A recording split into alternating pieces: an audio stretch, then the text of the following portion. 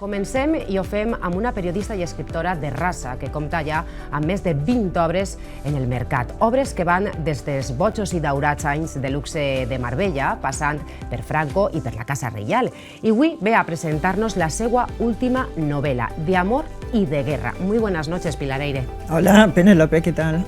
Pues sí, encantada de que estés aquí para presentarnos esta maravillosa novela, una novela que bueno, nos lleva a una época de nuestra historia, ¿no? Que por suerte o por desgracia, como estábamos comentando antes, toca en todas las familias. Te inspiras además en la memoria histórica del abuelo de un amigo, ¿no? que tuvo que exiliar a Francia tras estallar la Guerra Civil Española para tejer esta historia de pasión, de amor, de exilio. De aventura, de venganza, de fraternidad también, porque es una gran historia de amor, pero también el amor en todas sus formas, ¿no? En su forma de pasión, pasión sexual, pasión amor y amor romanticismo, y luego también fraternidad. Es una gran historia también de amigos, de amistad entre personas. Bueno, sí, la verdad es que el punto de partida fue un amigo mío. Yo estaba comentando un día, estábamos hablando de la Guerra Civil, porque es cierto que la Guerra Civil todavía está presente en la mayoría de familias. Todos estos días que estoy de promoción del libro, todos los periodistas que vienen a hablar conmigo, todos tienen una historia y una novela. Yo les digo, escribidlo, todo esto, todos tienen un... Claro, ellos si son jóvenes es un tío bisabuelo, o en mi caso es mis padres, ¿no? Pero todos tienen una historia relacionada con la Guerra Civil que todavía está viva en sus familias, ¿no?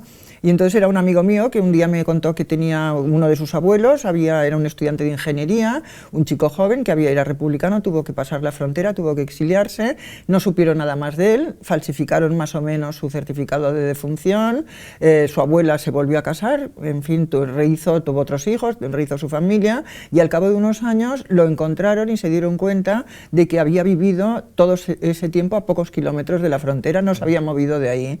Y cuando lo encontraron y mi amigo fue y le dijo, pero abuelo, ¿por qué no nos has dicho nada? ¿Por qué no has dado señales de vida? No contestaba, o sea, simplemente hacía así, se encogía de hombros, movía la cabeza y nunca les dio una respuesta. Y entonces cuando él me lo contaba, yo digo, es que aquí hay una novela, o sea, es decir, yo quiero explicar lo que había en la cabeza de estos chicos y chicas normales, ¿no? Como son mis hijos o como eres tú, ¿no? Y qué pasaba y con estos hechos extraordinarios que les ocurrieron y en los que ellos no eran protagonistas, eran víctimas, ¿no? Exacto. Pero bueno, quería contar las historias de estas personas corrientes. Es una época de nuestra historia que nos recuerda a esa generación destruida, ¿no? Ya sea por la guerra o porque muchos de ellos tuvieron que emigrar, tuvieron que irse al extranjero huyendo de las bombas, huyendo del hambre, huyendo de la destrucción total. ¿Qué va a encontrar el lector en esta novela? Bueno, ante todo es una gran historia de amor, ¿no? Román y Beatriz, que son los protagonistas de la novela, se conocen, son de dos clases distintas, sociales distintas, pero se conocen en Barcelona, se casan sin mucho amor por parte de él. Román es un chico muy guapo, es un chico como un artista de cine, porque oye, si te llamas Román tienes que ser guapo por fuerza, porque Román solamente se llaman los guapos. Y se casan, él se tiene que ir al exilio, ella se queda en Barcelona, se queda embarazada, su familia pertenece al bando de los ganadores, entonces no tiene nada que temer, pero al fin y al cabo ha estado casada con un rojo, está esperando un hijo de un rojo, tiene que seguir adelante con su familia, y Román se va al exilio y en la misma frontera conoce a una comunista, una chica Teresa la comunista, una miliciana comunista que ha estado en el frente, cuya patria es la Unión Soviética, cuyo ídolo es pasionaria, ¿no? Y se enamora locamente de esta mujer, y esta vida entre estos dos amores, ¿no? Y la vida entre estos dos países, por una parte en Barcelona y por otra parte en el exilio, en la Francia del exilio, es la columna vertebral de mi libro.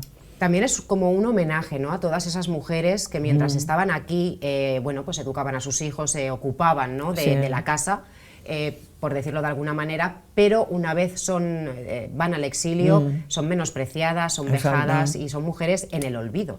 Bueno, la verdad es que las grandes víctimas de la guerra civil y de la posguerra y del exilio fueron las mujeres, y es algo, no quiero decir que yo sea la única que haya hablado del tema, porque ha habido grandes escritores que han hablado del tema también, pero creo que son las grandes olvidadas, porque claro, como los libros de historia los escriben los hombres, pues la verdad es que se ha relegado el papel, se ha intentado minusvalorar su papel, pero bueno, en las fotografías, las imágenes que tenemos de la retirada de ese 500.000 de españoles que se fueron lejos de su patria, ¿no? que se fueron al exilio, tú ves a las mujeres cargando con niños, cargando con fardos, cargando con borriquillos que llevan ahí sus pocos enseres, cargando con los viejos, con los heridos, ellas están ahí. Yo he hablado con muchas exiliadas que hoy están muertas, pero he hablado con ellas para otros libros que he escrito, de Toulouse, por ejemplo, y me decían, bueno, es que claro, nosotras teníamos que mantener a las familias. Yo, por ejemplo, me decía una de ellas, yo mandaba una organización en España, tenía mando, ¿no? Tenía personas a mi cargo, bueno, pues aquí tenía que fregar escaleras, tenía que cuidar viejos en los hospitales, no tenía que lavar, eso, coser. Las que se quedaban también tenían que además lidiar con que habían perdido a su marido, Exacto. con lo cual se sumaba una carga más. Exacto, bueno, y además eran mujeres de rojos, que decir, las 13 rosas, las célebres chicas, esas muchachas fusiladas, que casi algunas eran menores de edad, una de ellas simplemente la fusilaron por ser la compañera de un socialista. Entonces tuvieron que aguantar todo esto, ¿no? Soportarlo, cuando en la guerra también estuvieron en el frente y también lucharon, o sea, también eran... Y estas mujeres, el papel de estas mujeres no ha sido reconocido. Esta exiliada con la que hablaba de Toulouse, que murió hace muchos años, me decía, es que hasta nuestros hijos son franceses, no quieren ser españoles, están hartos de oírnos hablar de España. Son Martínez, García, López, dice, pero no, ellos se sienten franceses y están hartos de esta idea de España nuestra, ellos no quieren, la rechazan. Hablabas de que, bueno, tuviste la oportunidad de hablar con estas mujeres exiliadas. ¿El proceso de documentación cómo ha sido? Porque hay mucha documentación acerca de la Guerra Civil Española, pero del exilio, ¿hay documentación? Bueno, hay documentación, sí es cierto, pero no hay tanto, o no está tan estudiada, o no está tan difundida, no divulgada como la de la Guerra Civil. Yo tengo mucha documentación porque escribí hace unos años, a finales del siglo XX, que parece esto hace muchos años, escribí la biografía de Quico Sabaté, el último guerrillero. Fue ahí cuando me recorrí todos los memoriales de guerra de Francia, fui a los antiguos campos de concentración, estuve en Perpiñán, en Toulouse, en toda la zona centro, en París, en Holanda, donde estaban los archivos de la CNT entonces, hablé con muchos exiliados. Esa es la base, una de las bases documentales de mi libro, y luego pues también hay mucha documentación que yo he recabado, y sobre todo también hay mucha memoria familiar. Tú piensas que mi padre estuvo toda la guerra en prisión, ¿no? Uno de mis tíos murió en la División Azul a los 19 años, un tío por parte materna. Hay mucha memoria, cosas que yo he oído. Mi padre jamás hablaba de la guerra, nunca jamás me contó nada de lo que había pasado, pero yo lo sé por mis tías y luego por cosas que cuando murieron me dejaron mis padres, cartas, documentos, he podido reconstruir, ¿no? Vagamente pues la vida de mis padres. Fíjate que al hilo de lo que comentas, que tu padre nunca te comentó nada, nunca hablaba de la guerra, justamente quiero hablar de eso, porque es la guerra y todo lo que tuvieron que padecer que marca el carácter de las personas, hasta el punto que también marca tu futuro, porque no quieres comentarle a tus hijos, no sé si para no hacerles daño, para no... Pero yo creo que es importante hablar de ello, ¿no? Justamente para que se sepa lo que pasó, tanto para bien como para mal, con lo cual podemos decir que la guerra de alguna manera marca a las personas. Hombre, totalmente, y marca a varias, destruyó una generación entera, pero es que sus huellas han llegado hasta ahora, las familias de ahora. Mira, mi padre vivió muchos años porque murió a los 96 años y ya asistió, bueno, yo ya escribí varios libros polémicos sobre Franco, sobre la guerra civil en vida de él, ¿no? Y recuerdo que uno de los que escribí, que era Dos Borbones en la corte de Franco, mi padre era pintor, lo quise ilustrar con un retrato de Franco que había hecho él. Y yo pensaba que le iba a hacer mucha ilusión, y puse el retrato de Franco en el libro, el retrato de Franco por Vicente Eire, tal, y se lo llevé el libro, le digo, mira papá, ábrelo, y yo con ilusión ahí esperando, ¿no? Mientras él iba hojeando el libro, y cuando llegó lo cerró así de golpe, me acuerdo de ese gesto de mi padre, lo cerró así de golpe, y digo, papá, ¿qué pasa? ¿Que no te ha gustado? Dice, déjalo estar todo esto, Pilarita, déjalo estar, no hables de esto. Y fue, bueno, me dio, o sea, una tristeza. Primero, claro, me sentí decepcionada porque yo creía que le iba a alegrar, pero luego me dio rabia no haberme dado cuenta de lo doloroso que era eso para mi padre y cómo había podido yo hacer esta y es uno de los libros que lo tengo en casa, y se vendió bien, pero lo tengo como apartado porque yo sé que le hice daño a mi padre. ¿Tú consideras, a título personal, que este tipo de historias levantan ampollas, que es mejor dejarlo estar o que hay que hablar de ello? Yo creo, yo sinceramente, cuando me dicen, hombre, otro libro de la guerra civil, yo digo, es que no tendríamos que hablar de otra cosa, que no fuera la guerra civil, porque hay muchos matices, hay muchos aspectos. Yo pienso que el aspecto en el que yo he retratado en mi libro La guerra civil y el exilio, que no es un ensayo histórico, es una historia con unos personajes creo que bastante fuertes, ¿no? Y una historia bastante poderosa. Yo creo que el punto de vista mío es, bueno, no es original porque hay otros que han escrito, esto quiero dejarlo claro, pero creo que es un punto de vista muy personal, ¿no? Y pienso que como hay muchos, que decir, hay muchas formas de tratar el exilio y la guerra civil. Yo lo he tratado desde el punto de vista de unos chicos jóvenes, ¿no? De cómo personas corrientes, estudiantes de ingeniería o estudiantes de derecho, enfermeras o gente corriente se vieron aplastados por estos acontecimientos y solo en el amor, en la pasión, en la venganza, ¿no? En los sentimientos fuertes encontraron un asidero, ¿no? Para sobrevivir, para seguir viviendo. ¿Has aprendido algo tú al escribir esta novela? Porque me imagino que todos los escritores cuando acabáis, ¿no? Ponéis ese punto y final a vuestras novelas, me imagino que algo os queda, algo os llega. ¿Tú has aprendido algo? Hombre, he aprendido mucho, he aprendido a ser mejor escritora, esto es cierto, porque el material era muy complicado y el libro era muy complicado de escribir, me ha costado mucho, la verdad. Y luego he aprendido algo que voy aprendiendo también con los años, que es que no hay nadie, la maldad pura no existe. Una vez... yo siempre intento retratar personajes malos en mis libros, siempre uno de los personajes del libro tenía que ser malo y además tenía que suicidarse a mitad del libro. Bueno, pues se fue convirtiendo sin yo quererlo en cada vez más bueno, le di la oportunidad de vivir porque digo, un personaje así no lo puedo matar, pobre, y hay mucha gente que me dice que es su personaje favorito del libro, o sea que no, me resulta, yo escribí la biografía de Franco, ¿no? Y me acuerdo que mis amigos de izquierdas, ¿no? Mis compañeros que me entrevistaban, gente que había estado represaliada durante el franquismo y tal, me decían, no, Pilar, es que yo si hubiera tenido la infancia de hubiera sido más hijo de tal que él todavía. Y es que me lo has contado tan bien que lo entiendo. O sea, yo no quiero justificarlos, quiero explicarlos, que los entendamos mejor. Pero yo la maldad pura todavía no la he conocido. No la conoces. ¿En algún momento, Pilar, dejará de doler la guerra civil? ¿Seremos capaces de reconciliarnos con la historia? Hombre, yo creo que no, porque fue tremendo, fue una carnicería impresionante, no solamente la guerra, también la Segunda Guerra Mundial, murieron 8 millones de personas. A mí que haya todavía, y por desgracia en Europa todavía está presente la guerra, ¿no? Entonces, que a mí cuando me dicen, todos los bandos tuvieron sus luces y sus sombras, yo digo, no, perdona, las sombras están arriba, los que mandan, los que deciden desde sus despachos que haya guerra y que envían a la muerte a 8 millones de personas en la flor de la vida, ahí están las sombras, y los otros son víctimas que por desgracia todavía se siguen produciendo en estos momentos. Por desgracia así es, pero tú como, bueno, no crees en la maldad pura, sino que crees en el amor, y ese es el eje central de casi todas o de todas tus novelas, es la columna vertebral que guía tus historias. ¿También lo será en la siguiente? Hombre, es que la vida sin amor, sin pasión, ¿no? No tiene sentido, porque al fin y al cabo lo que te hace levantarte toda la vida, todos los días, es la ilusión, y el amor es una forma de ilusión, ¿no? Hombre, sí, estará presente seguro. Esto desde luego, sí. Pilar, pues muchísimas gracias por estar con nosotros esta noche, por presentarnos esta maravillosa obra de amor. No creemos en la maldad pura y dura, todo tiene algo bueno, ¿no? Vamos a sacar algo bueno de todo ello. Una guerra que nos tocó vivir, no a título personal, pero bueno, quedan esos ecos, ¿no? En nuestra sociedad, por desgracia. Pilar, de nuevo, muchísimas gracias. Gracias a vosotros. Gracias. Una historia de amor y de guerra, que es el fiel reflejo de todos aquellos a los que la guerra civil les cambió la vida, de todos aquellos que tuvieron que exiliarse al extranjero en busca de una vida mejor. Una historia de Pilar Eyre con la que hemos arrancado esta primera temporada del Telar de Penélope.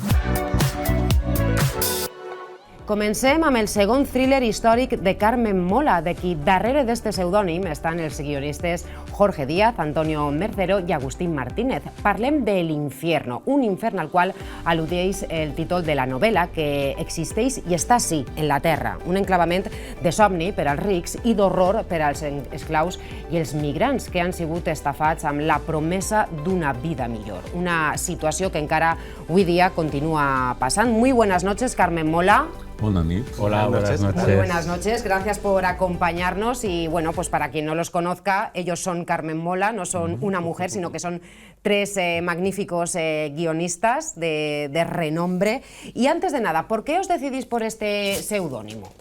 Pues este seudónimo es casi un chiste, o sea, Carmen Mola. Pues empezamos a pensar en nombres y pensamos en muchos nombres, incluso en nombres anglosajones. Pero como William Shakespeare, que era el que nos gustaba, ya estaba cogido, pues dijimos Pedro no, Elena no, Francisco no, Carmen. Y uno dijo, Carmen Mola. Y se quedó. Y se quedó con Carmen Mola hasta día de hoy. Sois guionistas, como estaba comentando, de series tan conocidas como Hospital Central, Sin tetas no hay paraíso, Farmacia de guardia, y de repente os decidís a escribir novelas. ¿Por qué?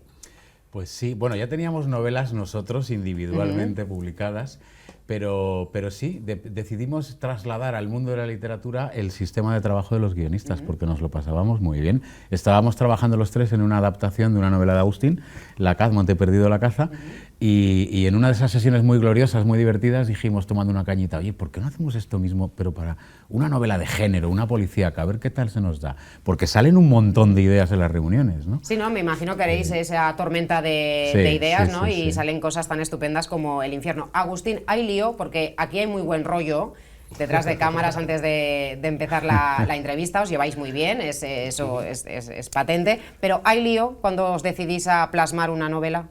Bueno, hay lío, pero esa parte del divertimento también, o sea, las reuniones, el discutir, que salga una idea, venderla, convencer a estos de que mi idea es la buena, que suele ser estos cabestros. Casi siempre así. Es complicado, o derrumbar las ideas de los otros, que esto también es un trabajo, ¿eh? De repente aparece Antonio con una idea regulera y hay que convencerlo de que es una mala idea. Hay que cambiar. Pero todo eso es la parte divertida de levantar una novela. Nos tiramos como 3 meses haciéndolo eso, y todo ese proceso es muy divertido, y milagrosamente nunca hemos llegado a las manos, no, por favor. No nos hemos pegado, o sea que todo bien. Todo funciona. Carmen mola de verdad, y de hecho estáis aquí los tres presentando esta maravillosa novela. ¿Cómo ha sido, Jorge, ese anonimato y esa salida a la realidad, ¿no? Al decir, somos tres, no somos una mujer. Pues han sido divertidas las dos cosas. Cuando estábamos en el anonimato nos pasaban muchísimas anécdotas. Imagínate que llegábamos y nos encontrábamos con otros escritores y uno de ellos nos decía, oye, ¿habéis leído a Carmen Mola? ¿No? No sé, yo no termina de convencerme, y tú tachabas su nombre de la agenda, claro. Este no vale para nada, este no sabe leer. Y entonces nos lo hemos pasado muy bien, pero claro, después con el Premio Planeta, pues imagínate lo que fue esa noche, ¿no? Y lo que fue esa noche cuando salió nuestro nombre.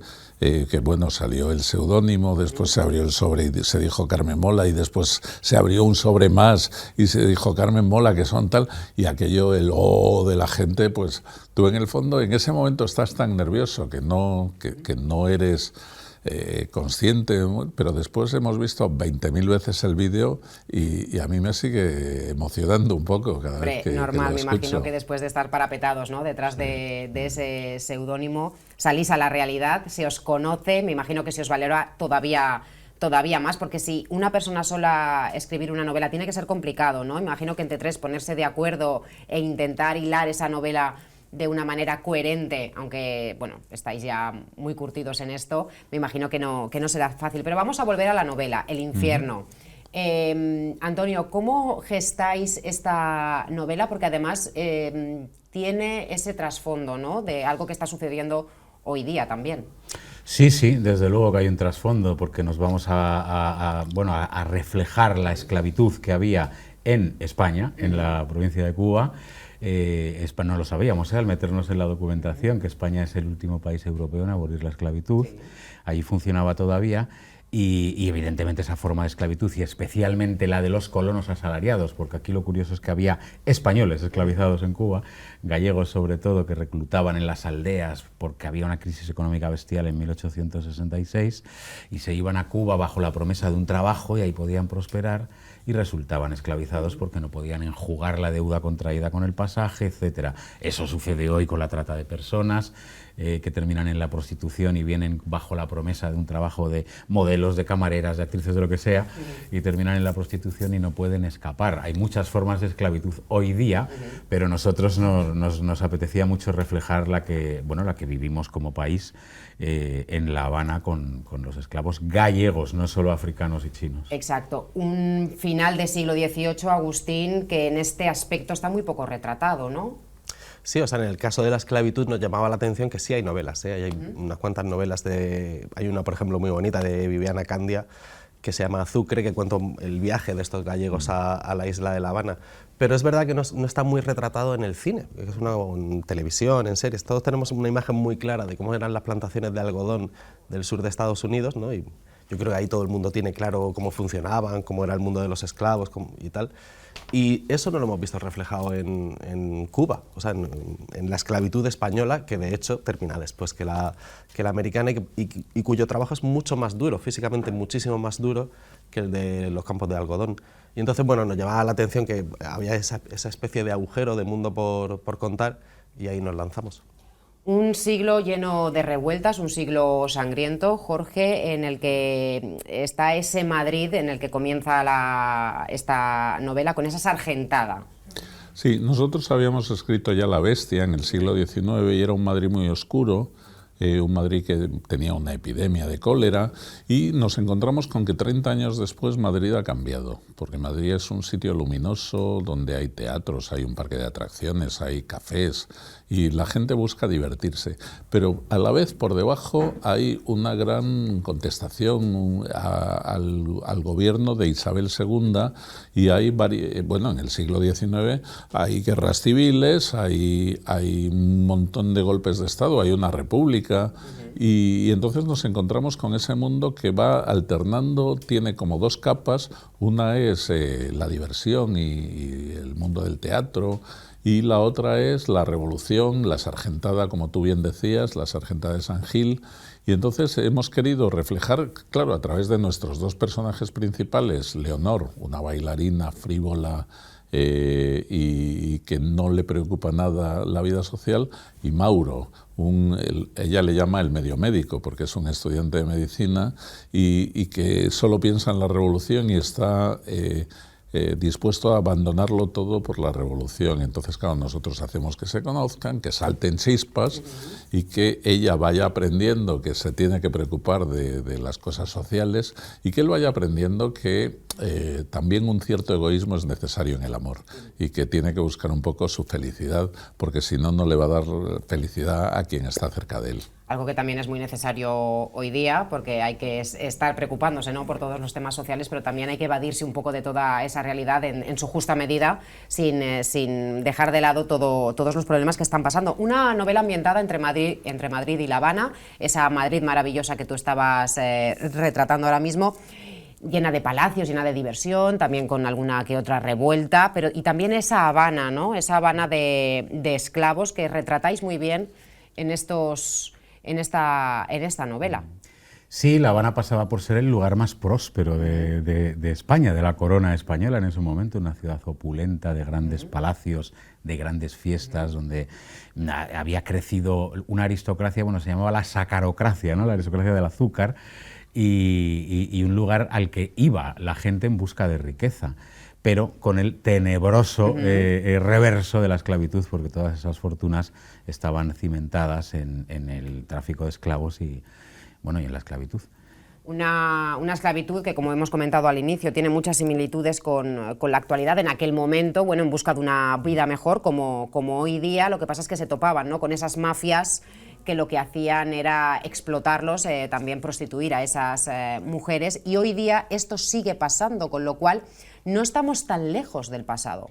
Sí, la verdad es que cuando escribimos la novela y tal, al final te queda la sensación de que la esclavitud no ha terminado, sino que ha mutado, ha cambiado de forma, y ya no es como esa esclavitud del siglo XIX, no es tan evidente, no están los esclavos atados con cadenas, pero sigue existiendo formas de esclavitud, ¿no? Y entonces hay lo que se cuenta en la novela, que es el viaje de los españoles engañados y que viajan como colonos asalariados y generan una deuda infinita, es lo que pasa con la trata de personas, es lo que pasa con las mujeres que se traen a Occidente para acabar en un prostíbulo, lo más seguro, y también con una deuda que no pueden cumplir, o con, bueno, con estas historias de ritos africanos en los que les dicen que van a acabar con su familia y todo eso. Y luego también hay otra esclavitud que es como de sistema, ¿no? Que es, nosotros vivimos en un mundo próspero en Occidente y tenemos un montón de productos que están fabricados por gente que está en condiciones de esclavitud en países asiáticos o en África, ¿no? En condiciones laborales que ningún español aceptaría, pero son los que producen nuestras camisetas, nuestros pantalones. Sí. La diferencia es que no los estamos viendo hacerlo. Claro, la historia siempre se repite, en este caso parece que la historia nunca, en este aspecto, nunca ha parado, por desgracia. Esperemos que algún día esto, bueno, pues esto cambie y por suerte esa gente no tenga que salir de sus países, no tenga que verse explotados por estas mafias que lo que hacen es aprovecharse de ellos, ¿no? Ellos que van en busca de una vida mejor. Todos los autores se quedan con un personaje que es el que les toca el corazoncito o que les representa de alguna manera. Jorge, ¿cuál es el tuyo? Pues voy cambiando según me van preguntando, pero en esta ocasión voy a decir a Leonor Morell, una suripanta, que es una palabra muy bonita, que estaba prácticamente en desuso y que esperamos que después del infierno vuelva al vocabulario popular. Bueno, pues tiene un recorrido muy bonito porque empieza siendo muy frívola y sin preocuparse por nada de lo que sucede a su alrededor y termina siendo una persona socialmente responsable. Entonces me gusta mucho el recorrido de esta suripanta, que era una manera de llamar a las bailarinas del Teatro Novedades y que de hecho está esta forma en el diccionario, pero se ha perdido casi por completo. Hay que recuperar esa palabra, de hecho ya la vamos a seguir, la vamos a utilizar, porque hay palabras que están en desuso y oye, son palabras muy bonitas y palabras que reflejan muy bien algunos aspectos. Antonio. Yo me voy a quedar con Emiliano, que es un esclavo africano que trabaja en uno de los ingenios azucareros de las haciendas azucareras, un esclavo congo, y me gusta este personaje porque es un personaje lleno de rabia que intenta pelear contra la injusticia, representa la necesidad de pelear contra las injusticias de la vida. Él no es un esclavo resignado que haya agachado la cabeza y que viva de rodillas, todo el rato quiere escapar, todo el rato quiere matar a los sádicos que lo andan torturando y además está enamorado de una esclava negra también y lo que le da fuerza a este personaje es el amor y representa un poquito el amor de este personaje, uno de los grandes refugios que hay en la vida ante las miserias que te pueden atormentar. Con lo cual vamos a quedarnos con esta suripanta maravillosa, Leonor. Y con Emiliano, el esclavo. Y Agustín, ¿te quedas con...? Yo me voy a quedar con el demonio, que Fíjate. Que es el otro personaje. En esta semana de Halloween viene muy bien. Hay que rematar ahí con el demonio, porque cuando llegan Mauro y Leonor a La Habana y todo este mundo del que hemos estado hablando, allí se están produciendo una serie de crímenes horribles, ¿no? Y a lo largo de la novela van apareciendo fragmentos de un manuscrito en los que se habla del demonio. Y se va creando a un personaje que es una especie de psicópata, bueno, sin especie, es un psicópata, que es incapaz de sentir. Y creo que la creación de ese personaje, no puedo contar demasiado sobre él, pero yo estoy muy contento en cómo hemos retratado a ese personaje. Pues vamos a dejar que la gente descubra a su personaje favorito de El infierno, de Carmen Mola, con estos tres maravillosos autores que ya se han quitado la careta, ya sabemos quiénes son y yo creo que a partir de ahí vamos a seguir leyendo cosas maravillosas. Ya saben, El infierno. Recuerden, Leonor, Emiliano y el demonio. A ver cuál de todos los personajes que salen aquí es su personaje favorito. Muchísimas gracias por estar con nosotros, gracias a ti. por darnos a conocer esta maravillosa novela y, cómo no, a esos tres autores estupendos que hay detrás de Carmen Mola. Muchísimas gracias. Nosotros vamos a continuar con más cosas en el Telae. Comencem el programa amb la guanyadora del Premi Planeta 2023 i amb el finalista, que són Sonsoles Onega i Alfonso Goizueta, amb els que vam tindre l'oportunitat d'estar dissabte passat en la seva assignatura de llibres en el Corte Inglés de Colón. Ho veiem. Las hijas de la criada y Sangre del padre, dos novelas, Premio Planeta 2023 y finalista respectivamente, que a pesar de ser diferentes y estar separadas en tiempo y lugar, tienen algo en común, y es que hoy entrevistamos a sus autores, Sonsoles Onega y Alfonso Goizueta, que han venido hasta aquí, hasta el Corte Inglés de Colón, a firmar ejemplares. Bueno, pues me encuentro con Sonsoles Onega y con Alfonso Guizueta, ganadora del Premio Planeta 2023, y con este flamante finalista. Voy a entrevistarlos porque Sonsoles, lo primero de todo, felicidades, que el otro día fue tu cumpleaños. Sí, muchas gracias. Bueno, cumplimos años y lo hacemos en Valencia de esta manera. Galicia, esa tierra mágica, extraordinaria que te ha dado esta novela tan increíble, que te ha dado ese Premio Planeta. Una tierra en la que descubres, ¿no?, ese intercambio de niñas en una cuna y que te da pie para este magnífico relato. Sí, es un intercambio de unas niñas nada más nacer. Esto condiciona sus vidas y no solo, también las de la familia Valdés, y a partir de ese suceso que las marca de manera definitiva, vamos recorriendo prácticamente un siglo de historia de esa Galicia que tú definías como mágica, que yo solo puedo corroborarlo. Mágica, llena de misterios, que da pie para muchísimas novelas.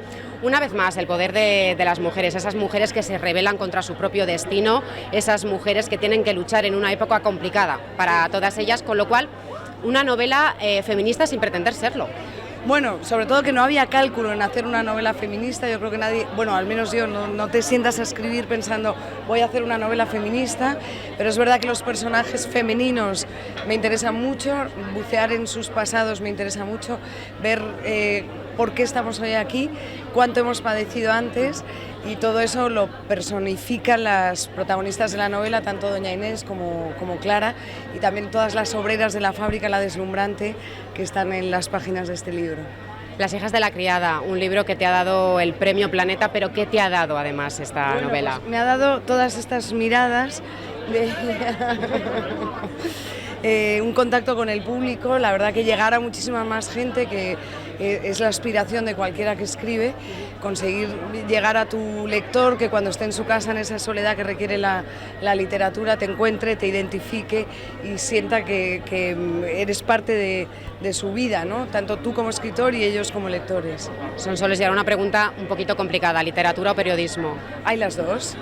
Creo que no son excluyentes, al revés, las dos disciplinas o los dos oficios se retroalimentan. No, creo que no sería escritora sin ser periodista, y sí podría ser periodista sin ser escritora, pero bueno, las dos cosas creo que se pueden hacer. Las dos cosas se pueden hacer y muy bien, Sonsoles, y además vienes acompañada de Alfonso, esta primera novela, Alfonso Guizueta. Esto se llama Llegar y besar el santo.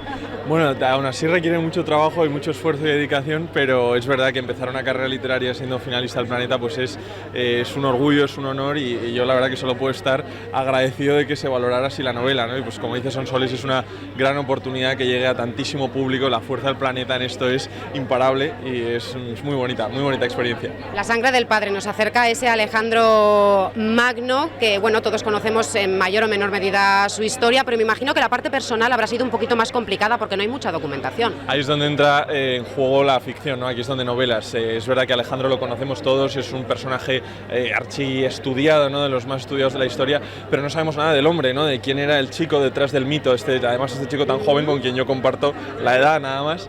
Entonces, pues bueno, la novela explora un poco quién era esta persona que no es tan distinta de nosotros. El lector se va a encontrar un Alejandro que le va a ser muy familiar. Alejandro Magno, tirano, también ambicioso, conocemos al hombre, porque fue un gran político, pero podemos decir que el personaje se comió al hombre. El personaje se comió al hombre de alguna forma, sí, ¿no? Puede que el propio mito que iba sembrando Alejandro también acabara con él, y es un poco lo que explora la novela, ¿no? La radiografía del poder que hay detrás de este grandísimo hombre y de cómo también va carcomiéndolo. Al igual que a Sonsoles, ¿a ti qué te ha dado Alejandro Magno? A mí me ha dado encontrarme a mí mismo también, ¿no? La novela, como sabes, Sonsoles, cuando la empiezas a escribir te acompaña mucho, hipotecas gran parte de tu vida, gran parte de tu tiempo para dedicárselo a los personajes, y pues bueno, acaba siendo uno más. Bueno, pues vamos a disfrutar nosotros ahora de estas maravillosas novelas. No me queda más que darles la enhorabuena y dejarlos que sigan firmando libros, porque la gente está ansiosa por estar un ratito con ellos. Así que, Sonsoles, Alfonso, muchísimas gracias y enhorabuena. Muchísimas gracias. Muchas gracias.